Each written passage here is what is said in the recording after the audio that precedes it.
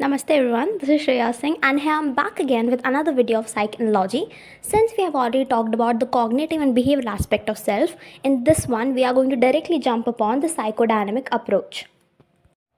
The psychodynamic approach or the psychodynamic model was given by Sigmund Freud. अब Sigmund Freud कौन बंदा है? Sigmund Freud, if you are in this long run with psychology, you are going to hear his name so many times and he's a very prominent and significant figure if you are willing to opt for psychology in your higher academics.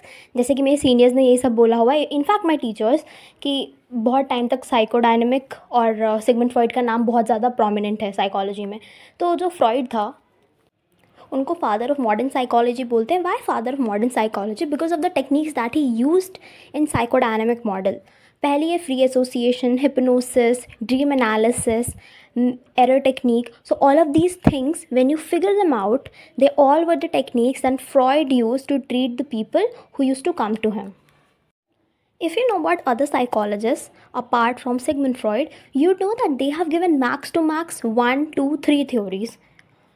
पर Freud ने अकेले बंदे ने 4 की 4 theories दे दी है psychodynamic approach के अंदर. And these theories are very important from exam perspective, but if you naturally interested in listening to it. The very first theory that we come across is division of mind. Second is division of personality. अच्छा, division of mind is also same as level of consciousness or structure of mind or structure of personality. 5-stage model of personality or 5-stage structure of personality are all similar. Third है ego defense mechanism और fourth है psychosexual theory. So these are all these 4 theories that have combined and concluded under the psychodynamic approach given by Sigmund Freud. The first one is level of consciousness या फिर structure of mind या फिर division of mind. इसमें सबसे पहली चीज़ है conscious, second है subconscious या pre-conscious and third is unconscious.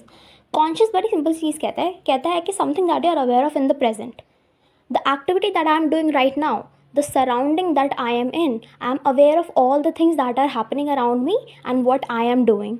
तो मुझे अपने actions अगर precisely I remember them and I am acting out on them in the present time, तो उसको हम बोलते हैं कॉन्शियस. कॉन्शियसली मेरे माइंड में काफ़ी सारी चीज़ चल रही है अभी.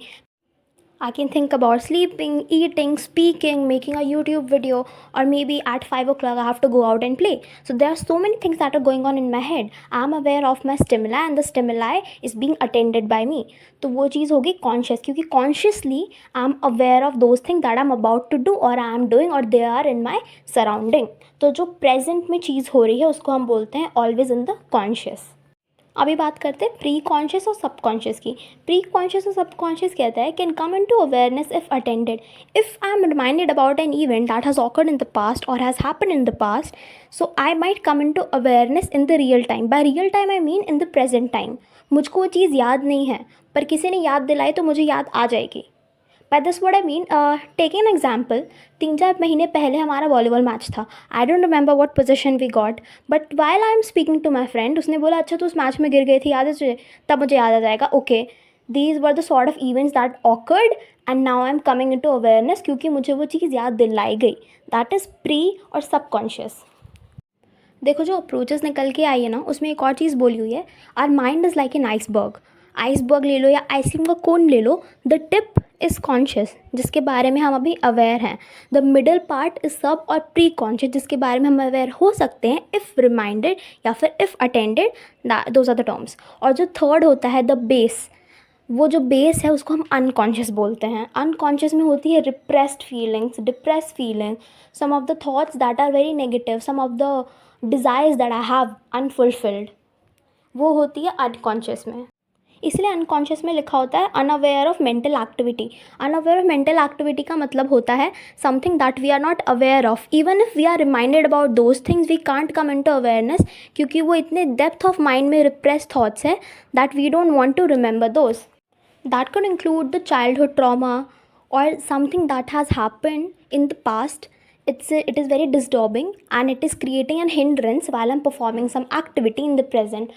तो मैं उसको अपने अनकॉन्शियस में ज़बरदस्ती भेजूँगी क्योंकि मुझे इस चीज़ को याद नहीं करना है. So that is why unfulfilled desire, repress thoughts, negative emotions, all are there in the unconscious, क्योंकि वो बहुत डिस्टर्बिंग होते हैं if coming in to the reality. और कॉन्शियस में उनको अगर वापस लिया जा सके, इसलिए जो हमारे कॉन्शियस में चीज़ें होती है फ्रॉइड उन्हें अनकॉन्शियस में भेज देता था through all of these techniques that he used to do. Suppose free association, if you are really very freely talking about your traumas, your childhood experience that are not good, your anxiety, something that has disturbed you in the past very much, और free association में आप खुलकर बात कर रहे हो जब psychologist से, तो वो सारी चीज़ें if negatively are affecting you, या फिर अगर हिप्नोसिस हो रहा है तो in that process you are sending those thoughts, those emotions that are bad ones to your unconscious.